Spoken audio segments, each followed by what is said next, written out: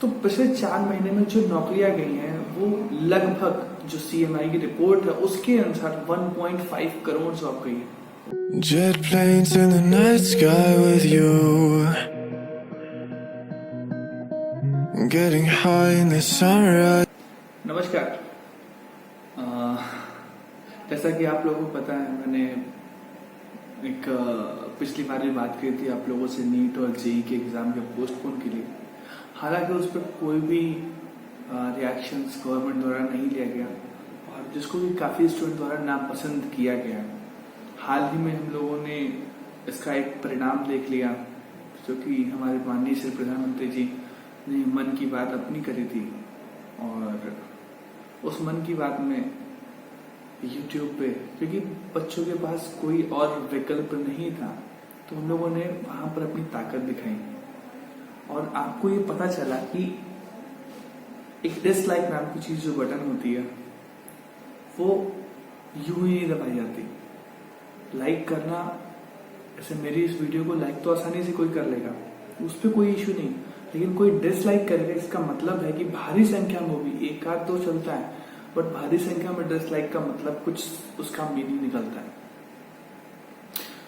आज 1 सितंबर को ट्विटर पर पूरे इंडिया में नहीं पूरे वर्ल्ड में ट्रेंड पे चला एक hashtag speak up for SSC serial student. तो SSC रेलवे स्टूडेंट, ये एक हैशटैग चला और सिर्फ यही एक हैशटैग नहीं चला। मुद्दा ये था कि आखिर सरकार क्यों नहीं सुन रही है, आखिर एक्चुअली में स्टूडेंट्स की प्रॉब्लम क्या है।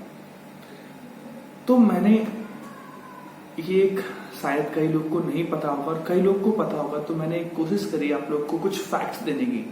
और हम पहले शुरुआत बात करते हैं कि फैक्ट्स क्या है और फिर गवर्नमेंट पे आएंगे। हालांकि मैं किसी गवर्नमेंट का अपोजिशन नहीं करता, किसी भी अपोजिशन पार्टी का फेवर भी नहीं करता। मेरा मन है सिर्फ और सिर्फ मैं लॉजिक की बात करता हूँ।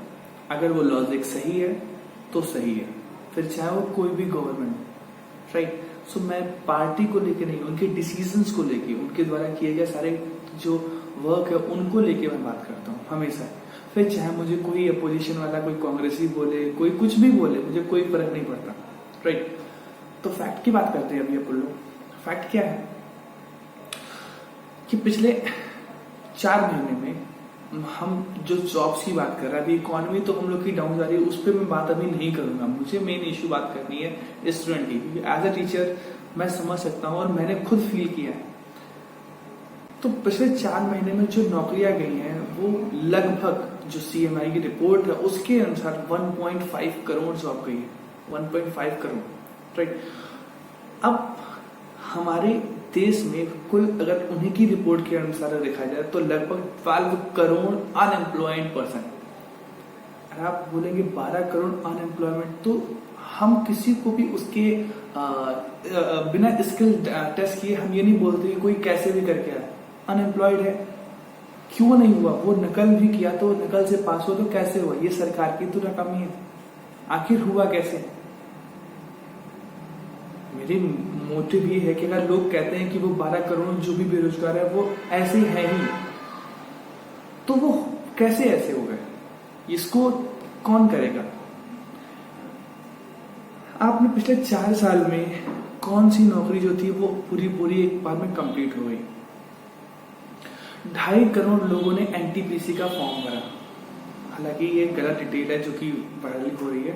जो मेरे पास डिटेल आई है वो कैसे आई है, ये इंडिया टुडे की रिपोर्ट के अनुसार मैं बता रहा हूँ कि 1.25 करोड़ जो स्टूडेंट्स थे उन्होंने NTPC का फॉर्म भरा।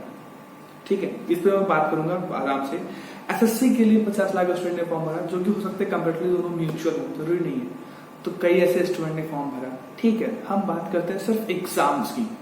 अभी मैंने पिछली बार बोला कि एग्जाम्स नहीं होने चाहिए। अब जब गवर्नमेंट एग्जाम करवा रही है तो एग्जाम होने चाहिए, और जो मोस्ट प्रायोरिटेबल होना चाहिए वो चीज ये कि सीजन 2017 की बात करें तो उसका जो है वो टेस्ट हो चुका है, बट अभी वो कोर्ट केस में चल रहा है, राइट। दूसरा बात करें सीजन 2018 रिजल्ट पेंडिंग है। रिजल्ट ही पेंडिंग है 2018 का। सोचिए 2020 चल रहा है, अगर मानते हैं कोविड जो फैला है वो मार्च में आया ना अपने यहाँ, लेकिन इसका रिजल्ट तो पहले आ सकता था, 2018-19 में आ सकता था, नहीं हुआ। SSC CGL 2019 exam pending. SSC CGL छोड़िए, इस साल तो कोई भी एग्जाम नहीं होने वाला, 2020 का तो कोई वैकेंसी नहीं। अब रेलवेज की बात करते हैं तो रेलवेज 2018 में कोई एग्जाम डेट नहीं आया, उसकी कोई एग्जाम डेट आ ही नहीं अभी तक। ऐसे कई सारे जूनियर सीजीएल हैं, कई सारे ऐसे चीजें जिसकी एग्जाम डेट या कोर्स जो है वो केस में चल रहा है, कोर्ट केस चल रहा है। तो ये हो गया हमारे एग्जाम का पैटर्न।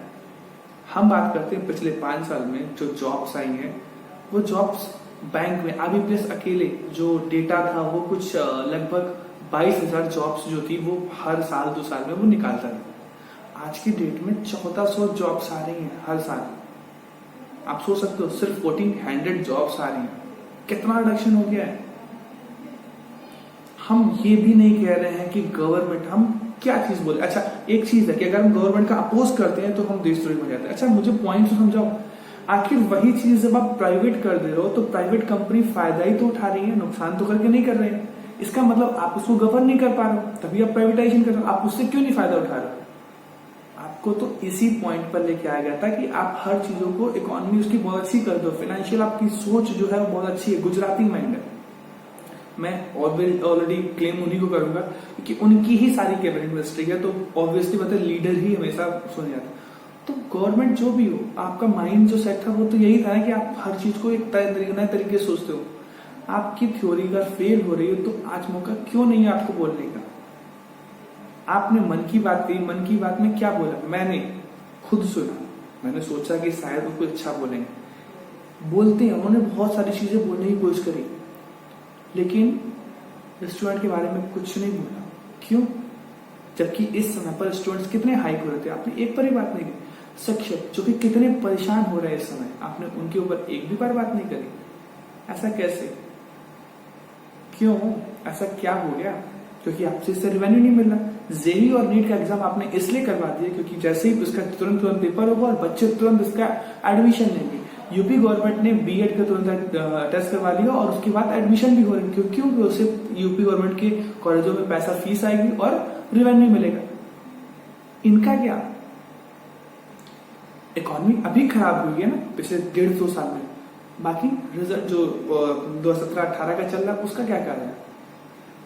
तो सर जब आप ऐसी चीजें कर रहे हो ऑब्वियसली स्टूडेंट में गुस्सा आएगा, यही मेन कारण है। अब मैं आपको छोटा सा फैक्ट बताता हूँ। मैंने बताया था 1.25 लाख करोड़ जॉब्स के लिए अप्लाई हुआ था, एप्लीकेंट्स हुए थे।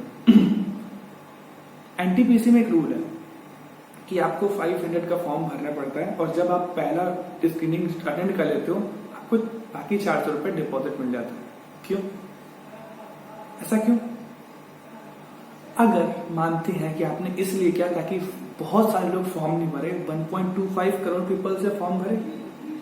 अब आप कहते हो आपने अगर 1.25 करोड़ इंटू 500 करोगे तो आपको पता है क्या जाने वाला है उसका। आपने सोचा कि चलो हम 100 करोड़ मानते, 1 करोड़ मानते, तो 1 करोड़ का 500 रुपए लेते तो आप 500 करोड़ होता है। उस 500 करोड़ का आपने 400 और करोड़ जो वापस करना था, सिर्फ 100 करोड़ का था, 100 करोड़ आपने रखने थे, 400 करोड़ फर्जी के थे, लेकिन उसके बावजूद अब उसके आपने कहाँ लगाया वो किसी को नहीं पता, वो किसी को कोई मतलब भी नहीं है। आप कह रहे हो टेंडर जिस कंपनी को हमें देना था जो कराती, वो टेंडर नहीं मिल रहा, कोई कंपनी नहीं मिल रही जो आपका कंडक्ट करा पाए 3-3 बार। अरे आज 2019-20 पूरा खत्म होने जा रहा है, अभी तक आपको कोई कंपनी नहीं मिली, 20 भी खत्म होने जा रहा है। ऐसा कैसे? क्यों गुमराह कर रहे हो आप? बच्चे जिन्होंने जो 4 साल पहले जो तैयारी लगी होंगी, 2017 वाला जो कोर्ट केस चल रहा है, क्या आज 20 में क्या वो उतने ही परिपक्व, उतने ही अच्छे होंगे? क्या उस जॉब के लिए क्या वो तैयार होंगे आज के लिए? और क्या बच्चों में डिमोरलाइजेशन नहीं होगा? क्या बच्चे, आप तो कहते थे कि युवाओं का देश है, जब युवाओं को आपने अपॉर्चुनिटी नहीं दी। हम गवर्नमेंट सेक्टर की बात छोड़ते, प्राइवेट सेक्टर में आपने क्या छोड़ दिया? ऐसा प्राइवेट सेक्टर में आपने एक एक्सपेरिमेंट किया, लेकिन इतना भयंकर एक्सपेरिमेंट किया आपने। पकौड़े तलने का एक अच्छा यूटिलाइजेशन मैं मानता हूं कि यार सोच है, लेकिन उसके अलावा ऑप्शन हमने रखा क्या है? मुझे ये तो बताइए, क्या ऑप्शन रखा आपने? यही कुछ छोटे नहीं, ये बहुत बड़े मुद्दे हैं जो कि सिर्फ स्टूडेंट्स के लिए। ये गवर्नमेंट जो थी ये पूरी की पूरी, अभी मुझे नहीं समझ में आ रहा कि ये बहुत अच्छा काम, पता नहीं हो सकता है शायद ये अच्छा काम कर रही हो, बट मुझे अभी सामने कुछ दिख नहीं रहा, नहीं स्टूडेंट्स को दिख रहा है, और सबसे ज्यादा इफेक्टिव स्टूडेंट्स है।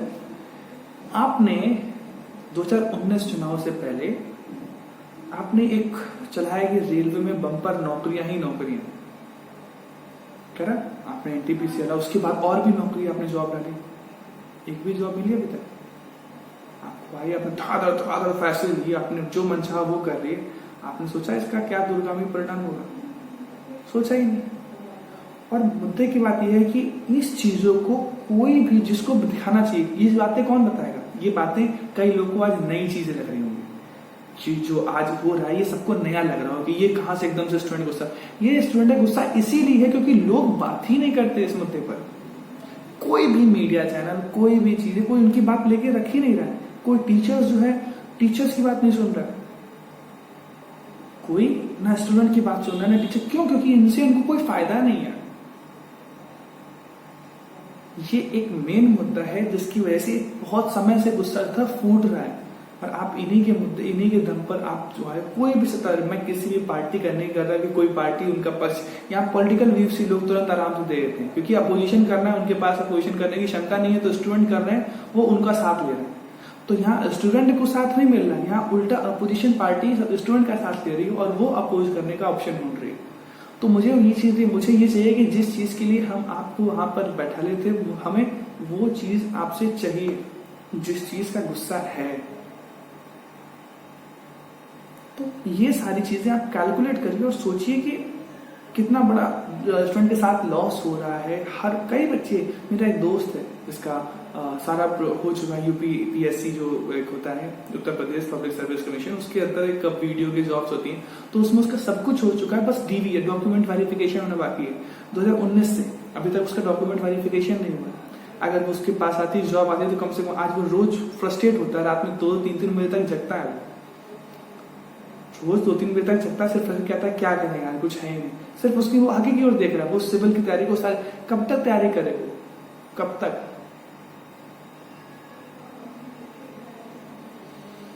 आपसे अनुरोध है, आप सभी से, जो भी मेरे इस पूरी वीडियोस को देखें, कृपया इन चीजों को शेयर करें, स्टूडेंट का साथ दें, क्योंकि उनको इस समय बहुत जरूरत है और वही भारत के निर्माता है आगे के। कोई भी अपोजिशन पार्टी, कोई कुछ नहीं, यही निर्माता बनेंगे, तो इनको वेस्ट ना करने दें।